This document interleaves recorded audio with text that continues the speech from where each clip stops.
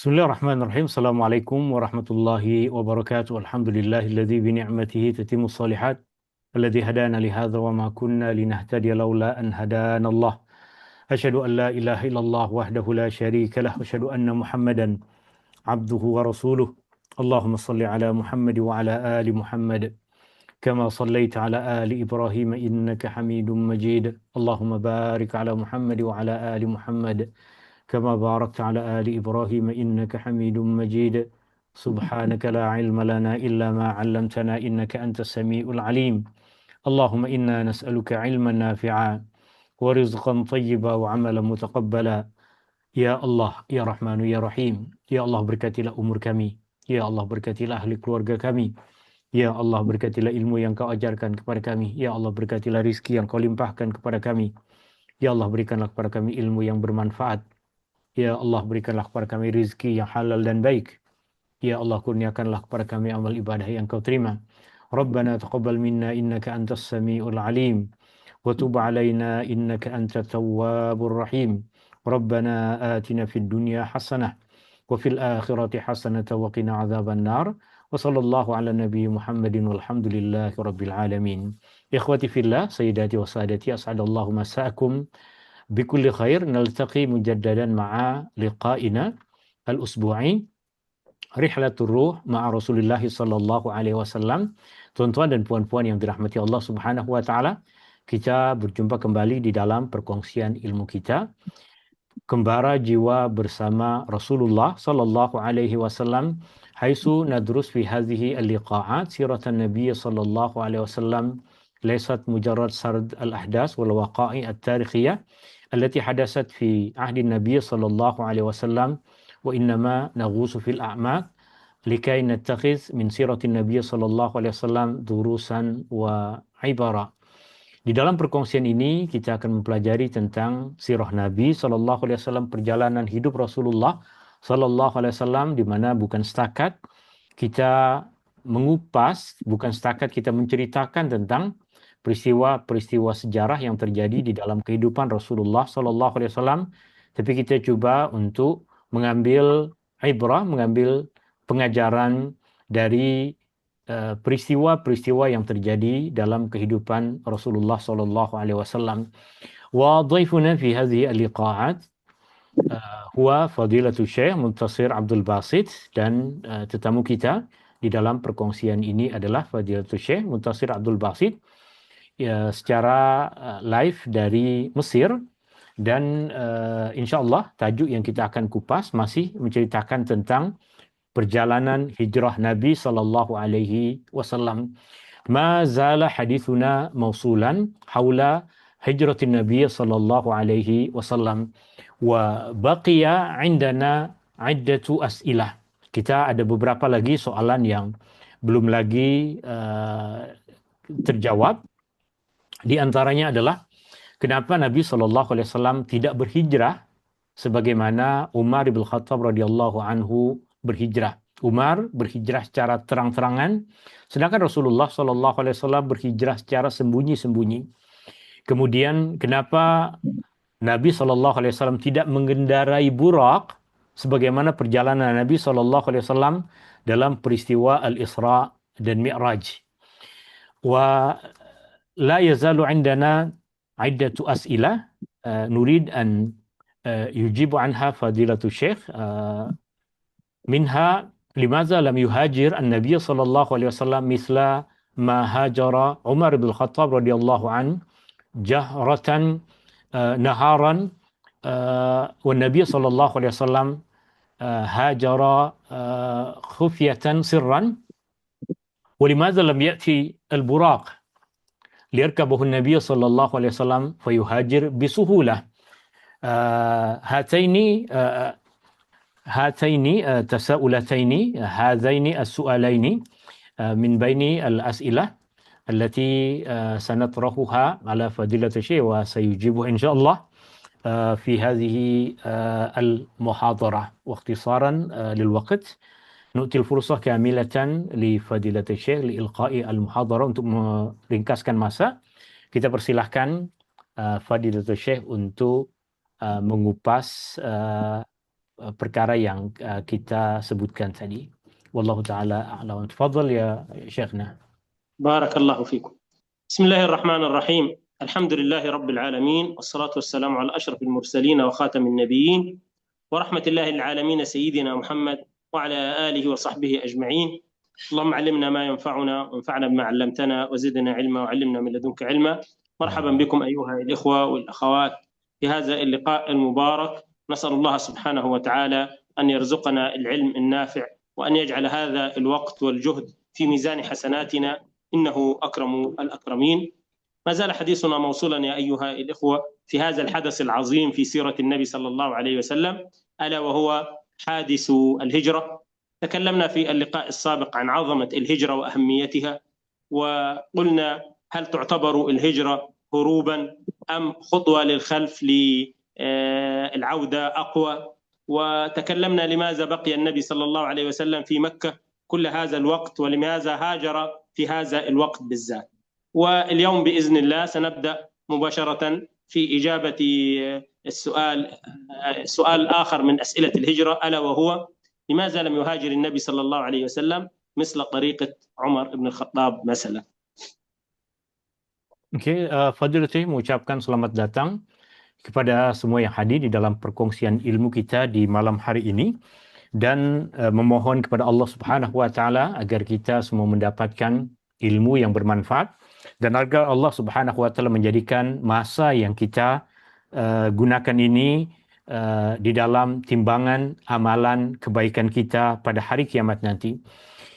Fadilatul Syekh menjelaskan bahawa peristiwa hijrah Nabi SAW adalah satu peristiwa yang penting di dalam sejarah kehidupan Rasulullah SAW yang telah kita kupas dalam pertemuan yang lepas tentang kepentingan dan keutamaan hijrah Rasulullah SAW, dan kita telah mempelajari bahawa peristiwa hijrah Nabi SAW bukan Rasulullah SAW melarikan diri dari tanggungjawab, bukan Rasulullah SAW melarikan diri dari satu realiti yang pahit, tapi ia adalah satu perjalanan yang Allah Subhanahu wa taala perintahkan untuk memulakan satu bentuk dakwah yang baharu. Dan kita juga telah mempelajari dalam pertemuan yang lepas kenapa Nabi SAW tetap berkekalan di Mekah dalam tempoh masa yang lama, dalam tempoh masa lebih dari 12 tahun berdakwah kepada Allah Subhanahu wa taala, sebelum akhirnya Allah Subhanahu wa taala perintahkan baginda untuk berhijrah. Dan dalam perkongsian kita di petang hari ini, di malam hari ini, Fadilatul Syekh akan menjawab beberapa soalan yang telah tadi kita tanyakan di awal pertemuan. Di antaranya adalah kenapa Rasulullah SAW tidak berhijrah sebagaimana Umar bin Khattab radhiyallahu anhu berhijrah. وقبل أن نجيب عن لماذا لم يهاجر النبي مثل سيدنا عمر، نسأل أولا كيف هاجر سيدنا عمر رضي الله عنه. سيدنا عمر لما أراد الهجرة بعد أمر النبي صلى الله عليه وسلم للصحابة بالهجرة في وضح النهار، ذهب إلى الكعبة فطاف حولها يودعها، ثم وقف على نادي قريش المكان الذي يجتمعون فيه عند دار الندوة بجوار الكعبة، ثم قال يا معشر قريش شاهت الوجوه. شاهت الوجوه وهي كلمة بمعنى يعني استفزاز لهم، قبحت الوجوه أو ساءت الوجوه. المهم يا معشر قريش إني مهاجر، ومن أراد أن تسكله أمه، يعني أن تفقده أمه يموت وييتم أولاده، يصبح أولاده أيتام، فليلقني خلف هذا الوادي فإنني مهاجر. يعني أخبرهم بمكانه وتحداهم على الملأ، فما قام وراءه أحد من الناس، وهاجر عمر رضي الله عنه بهذه الطريقة الواضحة. أما نبينا صلى الله عليه وسلم فقد هاجر بالطريقة التي تعلمونها، سرا وخفية وبتخطيط عال وفي الليل والظلام، وظل في غار حراء في غير ثور يعني 3 أيام، وأخذ بأسباب كثيرة. فلماذا لم يقول مثل ما قال عمر ويهاجر مثل ما هاجر عمر؟ فهذه الطريقة التي هاجر بها سيدنا عمر أولا. Untuk kita menjawab soalan tadi, kenapa Rasulullah SAW tidak berhijrah sebagaimana Umar bin Khattab radhiyallahu anhu berhijrah, kita perlu tanya terlebih dahulu bagaimana Umar bin Khattab radhiyallahu anhu berhijrah. Fadilatul Syekh tadi menceritakan bahwa Umar bin Khattab radhiyallahu anhu ketika Nabi SAW perintahkan dia bersama dengan para sahabat-sahabat yang lain berhijrah, Umar bin Khattab radhiyallahu anhu pergi ke dekat Ka'bah di tengah hari. Kemudian tawaf mengelilingi Ka'bah dan kemudian Umar datang ke perhimpunan orang-orang musyrik di satu tempat yang mereka biasa berhimpun yang dikenal dengan nama Darun Nadwah. Umar bin Khattab radhiyallahu an datang ke perhimpunan orang-orang musyrik tersebut. Kemudian dengan keberaniannya beliau berkata, sesungguhnya aku akan berhijrah. Sesungguhnya aku akan berhijrah. Dan sesiapa di antara kamu yang ingin ibu bapaknya kehilangannya, dan sesiapa di antara kamu yang ingin anak-anaknya menjadi anak yatim, maka sila berjumpa dengan saya di belakang bukit ini, di belakang lembah ini. Dan tiada sesiapa pun yang berani untuk mendekati Umar bin Khattab radhiyallahu anhu, tiada sesiapa pun yang berani, tiada sesiapa yang memberanikan diri untuk menghalang Umar bin Khattab radhiyallahu anhu. Itu yang kita ketahui bagaimana Umar bin Khattab radhiyallahu anhu berhijrah secara terang-terangan dan mengumumkan perkara itu kepada masyarakat Quraisy. Sedangkan Rasulullah sallallahu alaihi wasallam berhijrah dengan sembunyi-sembunyi. Rasulullah sallallahu alaihi wasallam berhijrah dengan mengatur strategik.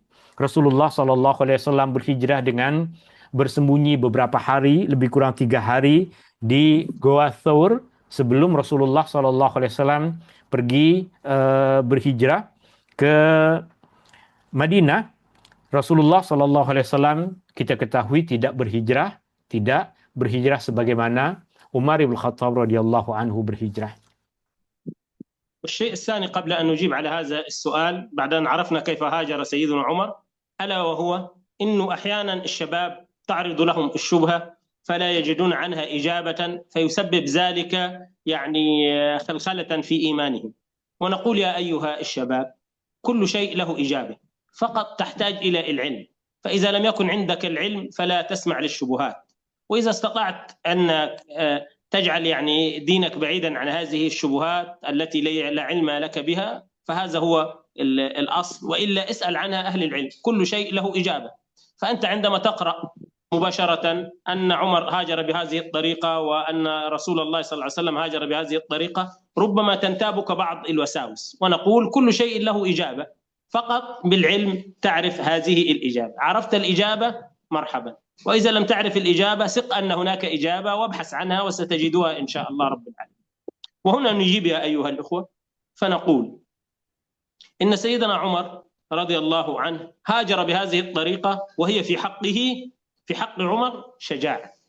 أما لو هاجر النبي صلى الله عليه وسلم بهذه الطريقة فهي في حقه صلى الله عليه وسلم تصبح تهورا وتضييعا للإسلام ومغامرة غير محسوبة العواقب في الدعوة، لأن عمر بالنسبة للإسلام هو جندي وواحد من أبناء الإسلام، أما النبي صلى الله عليه وسلم فهو القائد وهو حامل لواء الإسلام وهو الذي يتحمل مسؤولية الدعوة كاملة، فلذلك المسؤولية التي على عمر تختلف عن المسؤولية التي على النبي صلى الله عليه وسلم.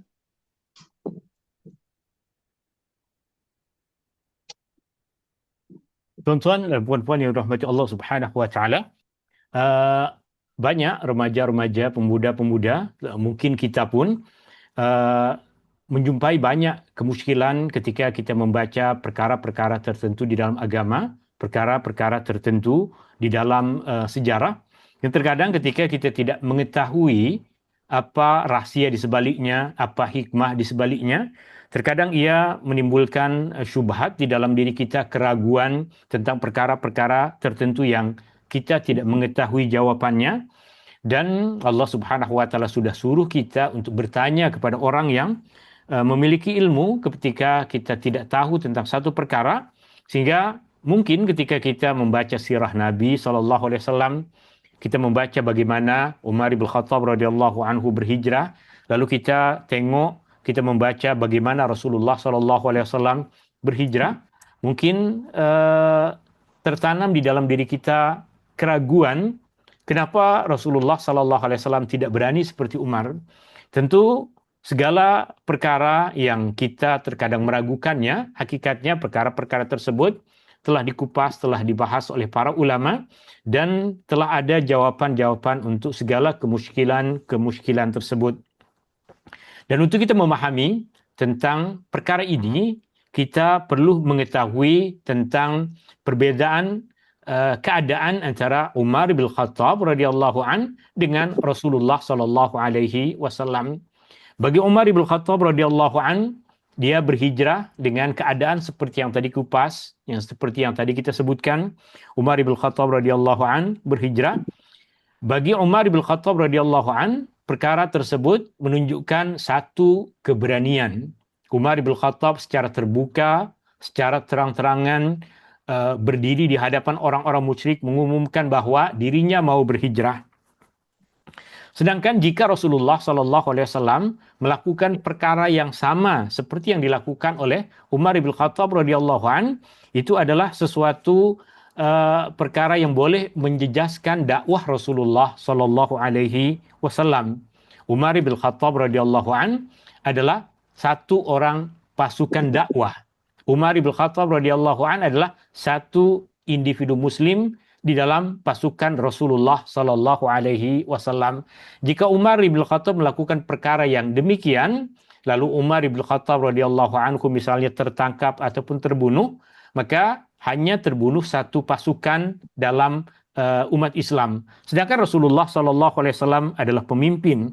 Sedangkan Rasulullah Sallallahu Alaihi Wasallam adalah yang memegang panji bendera Islam. Rasulullah Sallallahu Alaihi Wasallam adalah pemimpin dakwah. Jika Rasulullah Sallallahu Alaihi Wasallam tertangkap, jika Rasulullah Sallallahu Alaihi Wasallam dianiaya dan dibunuh oleh orang-orang musyrik, sudah tentu akan berakhir, akan rusak, akan hancur dakwah Islam, berbeza dengan jika perkara itu terjadi pada Umar. Maka tanggung jawab yang ada pada Umar berbeza dengan tanggung jawab yang ada pada diri Rasulullah Sallallahu Alaihi Wasallam. أما عمر رضي الله عنه فإذا غامر بنفسه فهو مجرد فرد من جنود الدعوة، لكن النبي صلى الله عليه وسلم إذا غامر مثل عمر هذا يعني سيكون تضييعا للإسلام كله، لأن الأمانة التي يحملها النبي صلى الله عليه وسلم تختلف تماما عن مسؤولية عمر رضي الله عنه. تعالوا يا أيها الإخوة نرى كيف حسبها المشركون، كيف فكر المشركون عندما جاءهم عمر وظهر أمامهم بهذا المظهر المتحدي. لابد أنهم فكروا في نفوسهم إذا خرجنا وراء عمر واجتمعنا عليه والكثرة تغلب الشجاعة سنقتله، ولكن ما هو ثمن قتل عمر وما هي الفائدة من قتل عمر؟ ربما بعدما حتى نصل إلى قتل عمر يكون قد قتل منا رجل أو اثنان أو 10. هل يستحق قتل عمر أن يقتل منا كل هذا العدد؟ طبعا هذه حسبة خاسرة بالنسبة لهم، لأن عمر إذا قتل لم يصنعوا شيئا في الإسلام، الإسلام باقي. أما لو جاء محمد صلى الله عليه وسلم وتحداهم أمام الملأ ثم خرج فإنهم سيخرجون عن بكرة أبيهم، ولو قتل منهم 100 ولو قتل منهم 1000 مقابل أن يقضوا على النبي صلى الله عليه وسلم، لأن التحدي أكبر ولأن الفائدة هي الأكبر، ألا وهي القضاء على الإسلام كله. فإذا فعل النبي صلى الله عليه وسلم مثل عمر كان المشركون سيستنفرون كل قوتهم لقتل النبي صلى الله عليه وسلم مهما كلفهم ذلك. أما عمر فيعني يرون أن قتله لا يستحق الثمن الذي سوف يدفعونه، فلذلك لم يكن ينبغي أن النبي يفعل مثل ما فعل عمر. ما يجوز في حق عمر لا يجوز في حق رسول الله صلى الله عليه وسلم.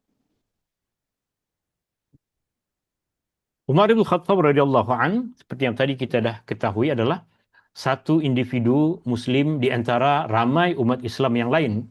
Sedangkan Rasulullah Sallallahu Alaihi Wasallam adalah seorang pemimpin jika Rasulullah sallallahu alaihi wasallam teraniaya, jika Rasulullah sallallahu alaihi wasallam tertangkap ataupun terbunuh, maka ia tentunya akan menjejaskan Islam itu sendiri.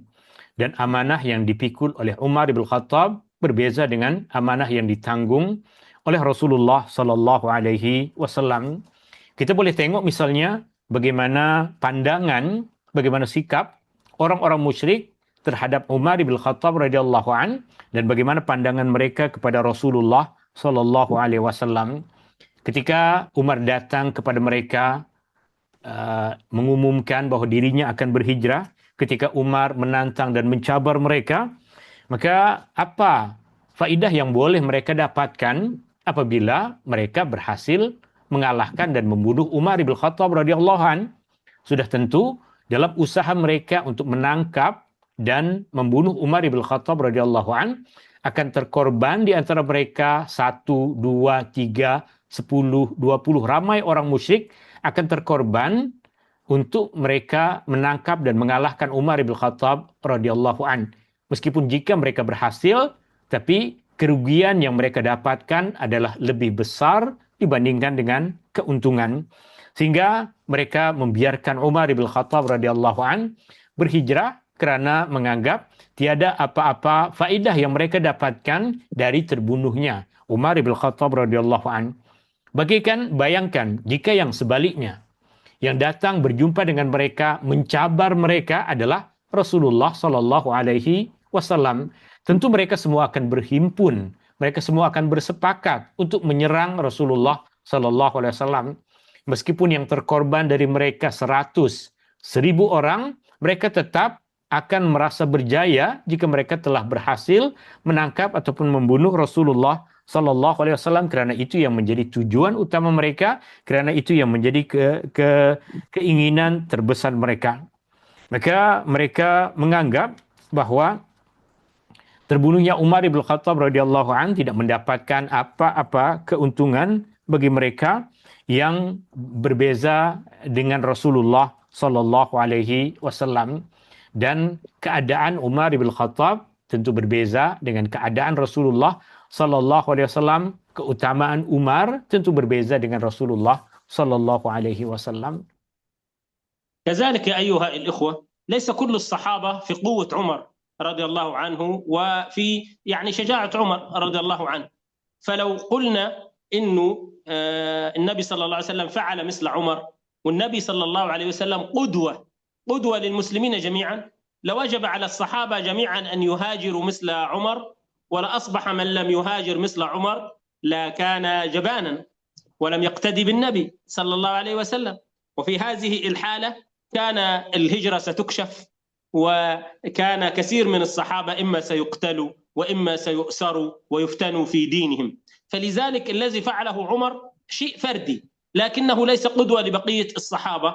أما النبي صلى الله عليه وسلم لأنه قدوة لكل الصحابة، لا يجوز له أن يفعل مثل عمر رضي الله عنه، لأن الهجرة كانت لأجل المحافظة على الدين وحفظ الصحابة من التعذيب والقتل الذي كان في مكة. فهل يلقون بأنفسهم إلى القتل ويظهرون خطتهم ويظهرون أنفسهم كي يقتلهم المشركون ويمسكوا بهم؟ هذا ليس عقلا.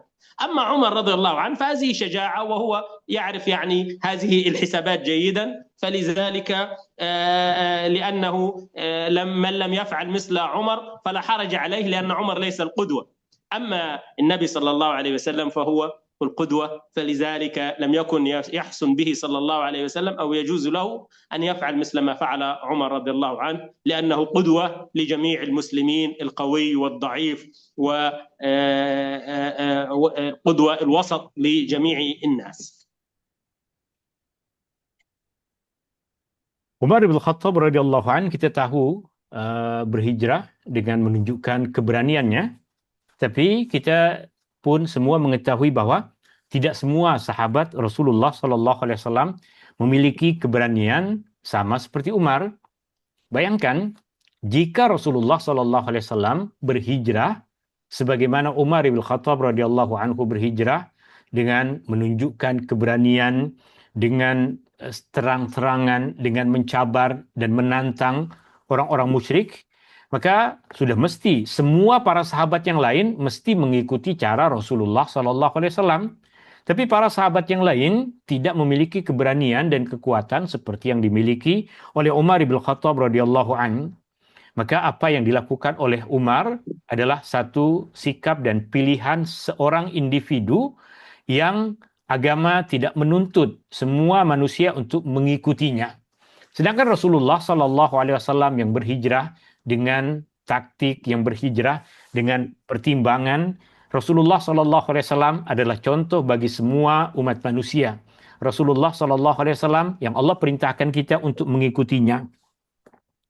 Dan kita semua tahu bahwa tujuan utama dari hijrah bukan untuk mencabar orang-orang musyrik.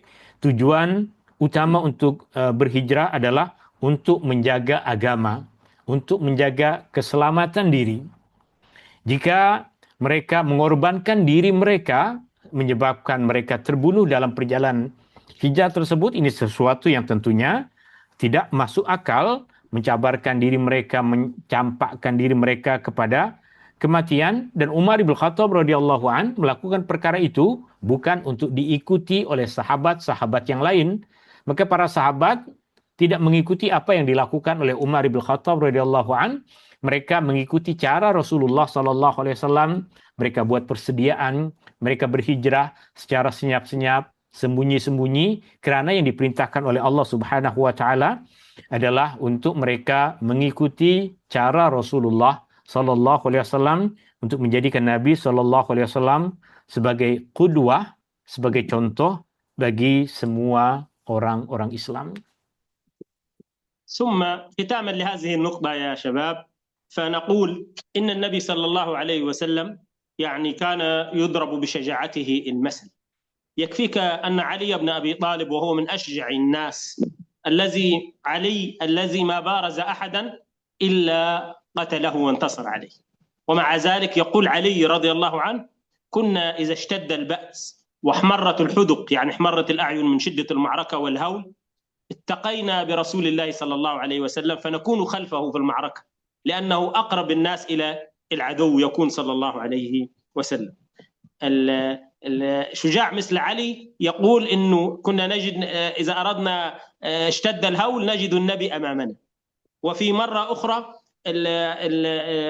النبي صلى الله عليه وسلم في غزوة حنين، عندما هرب الناس من شدة الفزع والكمائن التي فعلها المشركون، وسنتحدث إن شاء الله عن غزوة حنين عندما نأتي إلى غزوات النبي صلى الله عليه وسلم، لكن النبي في قلب المعركة وفي عز الهزيمة وهروب كثير من الناس أخذ يصرخ بعلو صوته ليعلن عن نفسه وهو القائد والمستهدف رقم واحد، واستعان بواحد من الصحابة صوته جهوري أو جهوري وهو يقول: أنا النبي لا كذب، أنا ابن عبد المطلب. هذه هي الشجاعة، لكن الشجاعة في موقعها شجاعة محمودة، والشجاعة في غير موقعها تصبح تهورا وتضييعا للحق. والله سبحانه وتعالى يقول: يا أيها الذين آمنوا خذوا حذركم فانفروا. فأخذ الحذر ليس معناه الجبن، والنفرة ليس معناها عدم أخذ الحذر، وإنما لابد أن نجمع بين الحكمة والقوة. وهذا نحتاجه للشباب، أن نأخذ عظة وعبرة من هذا المعنى، إنه لابد مع القوة أن تكون هناك حكمة. ليست كل الأمور شجاعة، وليست كل أخذ الحذر جبنا وتراجعا، وإنما النبي صلى الله عليه وسلم يعلمنا أن نجمع ما بين القوة وما بين الحكمة. عقل ذكي وجسد يعني فتي وقلب قوي، وكل شيء له موضعه. وبارك الله. Dan untuk kita menutup bagian pembahasan tentang keberanian Umar bin Khattab radhiyallahu an, kita perlu mengetahui bahwa Nabi sallallahu alaihi wasallam adalah manusia yang paling berani. Sahabat Nabi sallallahu alaihi wasallam Ali bin Abi Thalib radhiyallahu an, di antara sahabat yang terkenal dengan keberaniannya, kegagahannya, Ali bin Abi Thalib radhiyallahu an pernah menceritakan kepada kita bahwa apabila terjadi peperangan yang sangat besar, ketika dalam keadaan yang sangat genting, maka kami akan berlindung di belakang Rasulullah sallallahu alaihi wasallam. Karena selalunya di dalam peperangan Rasulullah sallallahu alaihi wasallam akan memimpin peperangan tersebut, berada di barisan yang paling hadapan. Ia mengajarkan kepada kita bahwa sahabat Nabi yang sangat berani seperti Ali bin Abi Thalib radhiyallahu an menceritakan bahwa Rasulullah sallallahu alaihi wasallam akan sentiasa berada di hadapan mereka di dalam peperangan.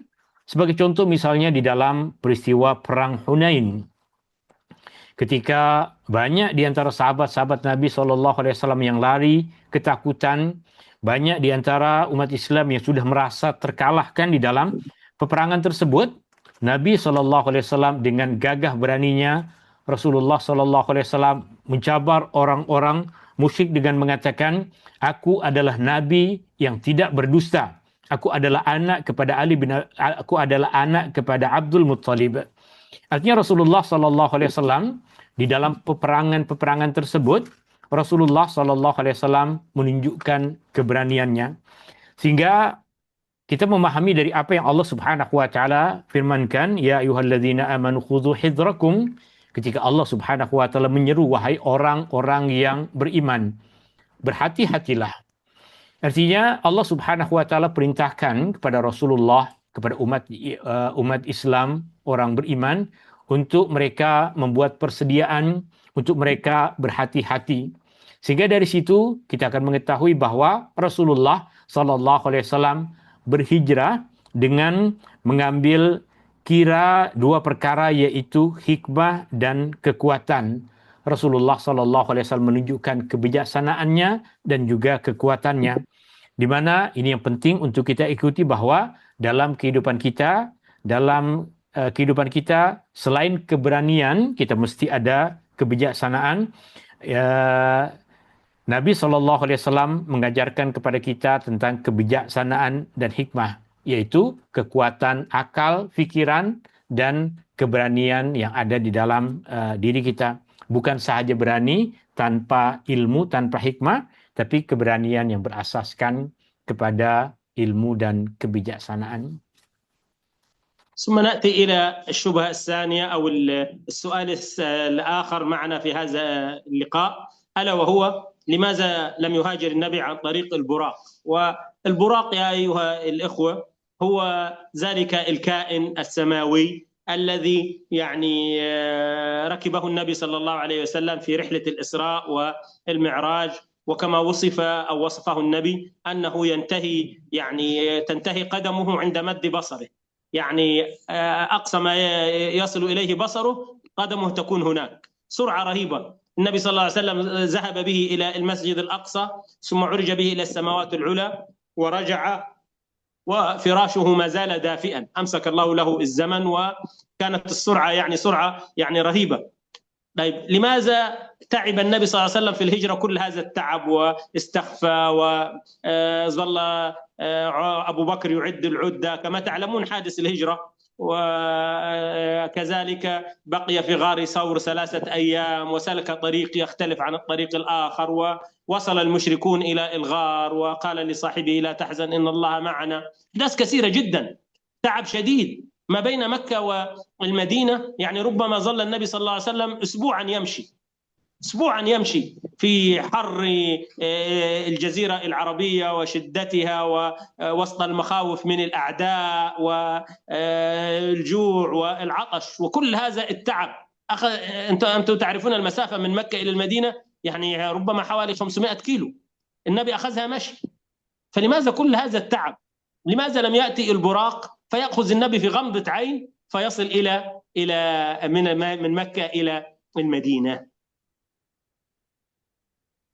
Dan kita akan masuk pada soalan yang kedua, yaitu kenapa Nabi SAW tidak berhijrah sebagaimana perjalanan Isra dan Mi'raj menggunakan kenderaan yang Allah Subhanahu wa taala kirimkan dari langit, yaitu Buraq, kenderaan yang memiliki kelajuan yang sangat pantas, sangat laju, di mana perjalanan Isra dan Mi'raj Nabi SAW dari Mekah ke Baitul Maqdis, kemudian naik ke langit dan kembali ke tempat Nabi SAW dalam keadaan yang Rasulullah SAW merasakan tempat tidur Nabi SAW masih hangat, artinya hanya dalam tempo masa yang seakan-akan waktu dihentikan oleh Allah Subhanahu wa Ta'ala.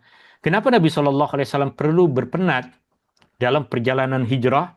Kenapa perlu Nabi SAW melakukan semua persediaan itu di dalam perjalanan hijrah? Nabi SAW memilih sahabatnya yaitu Abu Bakar As-Siddiq radhiyallahu an bersembunyi di dalam gua beberapa hari sebelum sambung perjalanan ke Madinah, dan Rasulullah SAW menempuh perjalanan berhari-hari dalam keadaan penat yang sangat, dalam keadaan cuaca yang sangat panas, dalam keadaan musuh-musuh yang tengah mencari Rasulullah SAW, dan jarak antara Mekah dan Madinah lebih dari 500 km. Kenapa Nabi SAW perlu berpenat untuk melakukan perjalanan tersebut?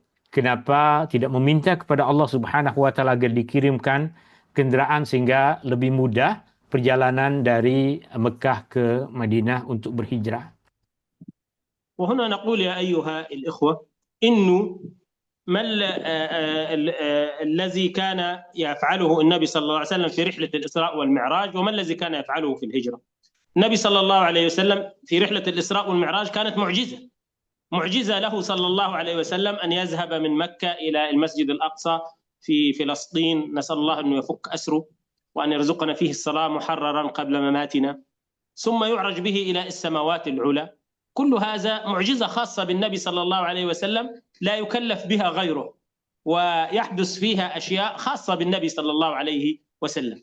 أما الهجرة فمأمور بها كل الصحابة، وكل المسلمين مطلوب منهم أن يهاجروا.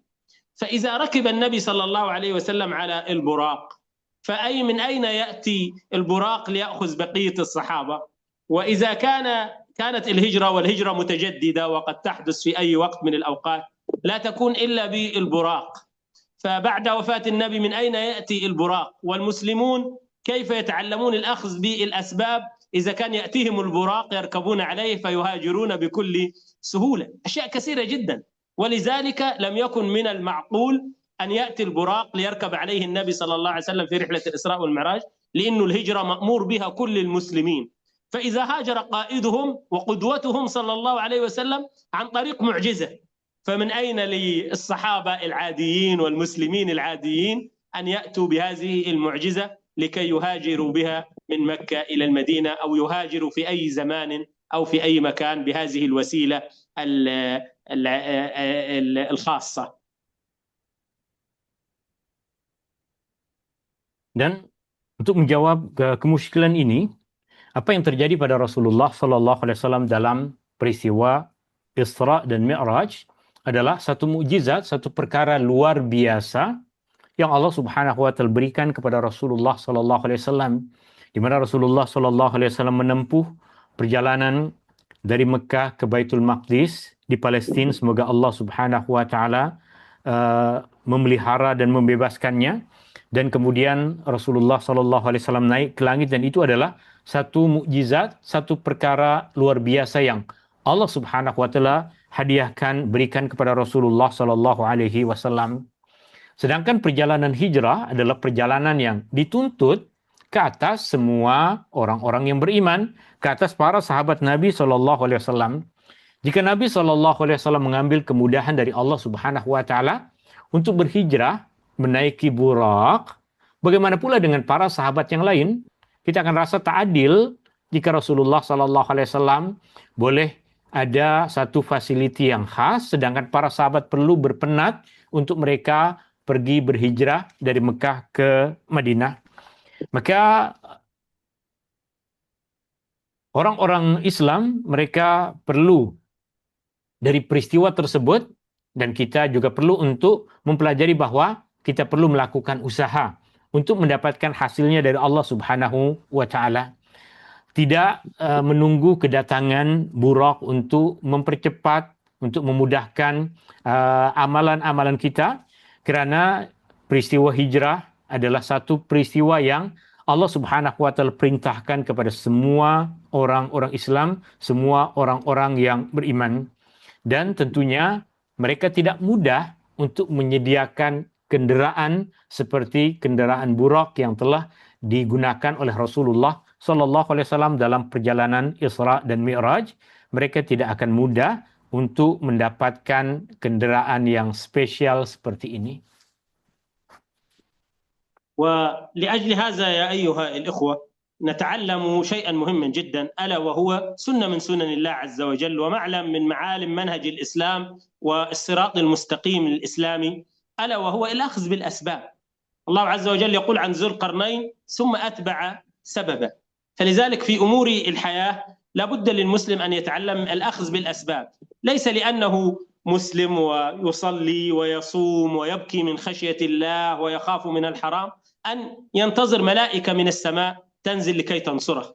لابد أن نأخذ بالأسباب، أسباب العلم وأسباب القوة وأسباب الإنتاج والاقتصاد. هكذا النبي صلى الله عليه وسلم أخذ بالأسباب في رحلة الهجرة مع التوكل على الله عز وجل، لكن اعقلها وتوكل. أخذ بالأسباب وتوكل على الله وقال لا تحزن إن الله معنا. فكذلك نحن لو أننا يعني أخذنا بالأسباب لا انتصرنا على أعدائنا ولكانت أمة الإسلام في أعلى مكان. ويوم أن كان الصحابة رضوان الله عليهم يعني فيهم من هو مستجاب الدعاء وفيهم من هو يعني أو كلهم يعني مقربين من الله، ومع ذلك كانوا يأخذوا بالأسباب ويعدون العدة والخطط وينتصرون ويهزمون هكذا، لأجل أنه لو كان الأمر يأتي بالدعاء فقط أو بمحبة الله والمعاني القلبية فقط لا ما أخذ أحد بالأسباب ولا فشلت الدنيا. لكن من معالم منهج الإسلام الأخذ بالأسباب، وهذا الذي تعلمناه من النبي صلى الله عليه وسلم في حادث الهجرة. ولو لم نخرج من الهجرة بغير هذا الدرس لكفانا يا أيها الأخوة. أمتنا تحتاج مفتقدة إلى الأخذ بالأسباب، أن نتعلم أنه ليس معنى الإسلام والإيمان ومحبة الله وحسن الصلة بالله أن نتواكل وأن لا نأخذ بالأسباب، بل علينا أن نأخذ بالأسباب وأن نتعامل مع الأسباب تعاملا جديا وقويا. إذا كان نبينا صلى الله عليه وسلم وهو خير خلق الله وهو المستجاب الدعاء أخذ بكل هذه الأسباب، فكيف بنا نحن الآن؟ لا يقول أحد يعني احنا نحب الله ونحب النبي صلى الله عليه وسلم فننتصر، لا، ننتصر إذا أخذنا بمنهج من نحبه. فالله عز وجل يقول سنة الله في الذين خلوا من قبل، سنن الله منها الأخذ بالأسباب، ونبينا صلى الله عليه وسلم الذي نحبه أخذ بالأسباب. فنحن أمة تحتاج إلى الأخذ بالأسباب، عندئذ يأتي توفيق الله ويأتي عون الله وتأتي المساعدة من الله عندما نأخذ كل ما في أيدينا من أسباب. المشركون وصلوا إلى الغار بعدما أخذ النبي بكل هذه الأسباب فنجاه الله منهم، إلا تنصروه فقد نصره الله إذ أخرجه الذين كفروا ثاني اثنين إذ هما في الغار إذ يقول لصاحبه لا تحزن إن الله معنا فأنزل الله سكينته عليه وأيده بجنود لم تروها وجعل كلمة الذين كفروا السفلى وكلمة الله هي العليا والله عزيز حكيم. وبارك الله فيكم وجزاكم الله خيرا. إن شاء الله الجزء القادم بإذن الله سيكون أيضا حول الهجرة لأنها تحمل معاني عظيمة، وسيكون بعنوان شخصيات في ظلال الهجرة: سراقة بن مالك، عبد الله بن أريقط، أبو بكر الصديق، مصعب بن عمير، إن شاء الله في المرة القادمة. Tuan-tuan dan puan-puan yang dirahmati Allah Subhanahu wa taala, dari peristiwa hijrah Nabi sallallahu alaihi wasallam kita belajar untuk mengambil usaha, untuk melakukan usaha bukan setakat kerana kita adalah orang Islam, kita solat, kita berpuasa, kita melakukan amal kebaikan, lalu kemudian kita menunggu para malaikat datang untuk membantu kita buat kerja-kerja kita. Bukan itu. Dari peristiwa hijrah kita mempelajari bahawa kita dituntut untuk melakukan usaha dan bertawakal kepada Allah Subhanahu wa taala. Seandainya kita mengambil usaha yang betul, maka sudah tentu umat Islam akan mendapatkan kemenangan dan sudah tentu kita akan berada di tempat yang paling tinggi. Para sahabat Nabi SAW orang-orang yang sangat dekat dengan Allah. Di antara para sahabat Nabi SAW ada orang-orang yang sangat didengar dan sangat dikabulkan doanya oleh Allah Subhanahu wa taala, tapi mereka tetap melakukan usaha. Mereka tetap berhijrah dengan melakukan usaha. Mereka tidak hanya berdoa kepada Allah kemudian terus tiba ke Madinah. Seandainya segala sesuatu hanya boleh kita dapatkan dengan doa dan kecintaan kepada Allah Subhanahu wa taala, maka para sahabat sudah tentu mereka berdoa dan cinta kepada Allah Subhanahu wa taala. Mereka boleh terus tiba ke Madinah jika perjuangan tanpa perlu usaha. Dan ini diantara apa yang kita pelajari dari pengajaran ataupun peristiwa hijrah Nabi Shallallahu Alaihi Wasallam, bahwa Islam bukan bermaksud kita hanya berserah diri. Islam menuntut kita untuk melakukan usaha. Jika Nabi Shallallahu Alaihi Wasallam seorang yang dikabulkan doanya oleh Allah Subhanahu Wa Taala, Rasulullah melakukan semua usaha itu untuk berhijrah ke Madinah, dan Allah Subhanahu Wa Taala memberikan kejayaan kepada Rasulullah Sallallahu Alaihi Wasallam dengan memudahkan urusan Rasulullah Sallallahu Alaihi Wasallam. Maka kita boleh mendapatkan kejayaan kita boleh mendapatkan kemenangan kita dengan mengikuti sunnah orang yang kita cintai. Allah Subhanahu wa taala menegaskan bahwa itu adalah jalan yang Allah Subhanahu wa taala telah tetapkan kepada orang-orang yang telah lalu. Artinya para nabi-nabi terdahulu mereka pun melakukan usaha, Rasulullah sallallahu alaihi wasallam dan para sahabat mereka semua melakukan usaha. Usaha akan diikuti dengan pertolongan dari Allah Subhanahu wa taala, seperti yang terjadi dalam perjalanan hijrah Nabi sallallahu alaihi wasallam, di mana ketika Rasulullah sallallahu alaihi wasallam berada di dalam gua, Allah Subhanahu wa taala menceritakan tentang perkara itu, bahwa janganlah engkau takut, janganlah engkau bersedih, bahwa sesungguhnya Allah bersama dengan kita. Allah Subhanahu wa taala memberikan ketenangan kepada Rasulullah sallallahu alaihi wasallam. Allah bantu Rasulullah sallallahu alaihi wasallam dengan pasukan dari para malaikat yang Rasulullah dan umat Islam tidak melihatnya. Mereka mendapatkan kemudahan untuk pergi berhijrah ke Madinah selepas mereka melakukan usaha. Inilah diantara pengajaran-pengajaran penting yang kita dapatkan dari peristiwa hijrah Nabi sallallahu alaihi wasallam. Kenapa Nabi tidak berhijrah naik burak? Agar kita tahu bahwa perjuangan memerlukan kepada usaha. Hasil Allah Subhanahu wa taala akan berikan, tapi yang Allah Subhanahu wa taala tuntut dari kita adalah untuk melakukan usaha.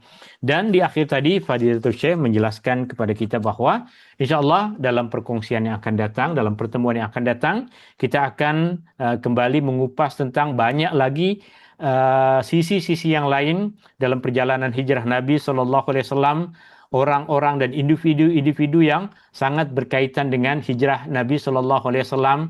Syekh tadi menyebutkan beberapa nama, di antaranya Suraqah, di antaranya Abu Bakar As-Siddiq radhiyallahu an, dan juga orang-orang lain yang nama-nama mereka menjadi nama-nama yang berkekalan di dalam perjalanan hidup Nabi sallallahu alaihi wasallam, khususnya dalam perjalanan hijrah Rasulullah sallallahu alaihi wasallam. وفي الختام نشكر فضيلة الشيخ على هذه المحاضرة القيمة على هذه الفوائد النفيسة. Kita berterima kasih kepada Fadilatul Syekh atas ilmu yang telah dikongsikan, ke atas pengajaran-pengajaran yang bermanfaat yang kita dapatkan tadi berkaitan dengan peristiwa hijrah Nabi sallallahu alaihi wasallam. Ada dua tajuk penting, ada dua topik penting yang tadi kita telah kupas. Yang pertama, kenapa Rasulullah tidak berhijrah seperti Umar? Fadilatul Syekh telah menjelaskan bahwa Umar adalah satu individu sedangkan Nabi adalah pemimpin. Umar memiliki tanggung jawab yang berbeza dengan tanggung jawab Rasulullah sallallahu alaihi wasallam. Rasulullah adalah satu contoh. Jika Rasulullah buat yang macam Umar, maka semua para sahabat yang lain akan terpaksa ikut Nabi sallallahu alaihi wasallam dan mereka akan terkorban. Kemudian tema kedua yang kita kupas tadi adalah kenapa Nabi tidak berhijrah naik burak? Karena Nabi SAW ingin mengajarkan kepada kita bahwa untuk mencapai satu tujuan kita perlu melakukan usaha. Itu yang dilakukan oleh Rasulullah SAW dan itu yang dilakukan oleh para sahabat Rasulullah SAW. Wa nashkur al-hudur al-kiram, kita juga ucapkan terima kasih kepada semua yang hadir di dalam perkongsian kita di malam hari ini. Wa ila an naltaqi fi liqa'in akhar wa dumtum fi riayatillahi wa amnihi wa hifdhi. Dan sehingga kita berjumpa dalam pertemuan yang akan datang. Semoga kita sentiasa berada di dalam perlindungan Allah Subhanahu wa taala. Syukran fadilatul Syekh, jazakallahu khairan. Subhanakallahumma wa bihamdika nashhadu an la ilaha illa anta nastaghfiruka wa natubu ilaik. Allahumma anfa'na bima 'allamtana wa 'allimna ma yanfa'una wa zidna 'ilma. Rabbana atina fid dunya hasanah wa fil akhirati hasanah wa qina adzaban nar. Wassallallahu ala nabiy Muhammadin walhamdulillahi rabbil alamin. Syukran. Assalamualaikum warahmatullahi wabarakatuh. Syukran ya Maulana Ustazna. Syukran. Barakallahu fiikum Sayyid. Jazakumullah khair. Terima kasih tuan-tuan dan puan-puan. Jazakumullah khairan. لو في أي أسئلة ولا حاجة يا مولانا خليهم يكتبوها يعني يقولوها. بس يبدو أنهم فاهمين خالص يعني فمش tuan-tuan dan فيش puan-puan, betul, artinya jika ada apa, siapa yang ada apa-apa soalan yang nak ditanyakan, boleh. Okey, alhamdulillah. Kullu tamam. Jazakumullah khairan. Allah yabarik fikum. بارك الله فيكم. السلام عليكم. Waalaikumsalam warahmatullahi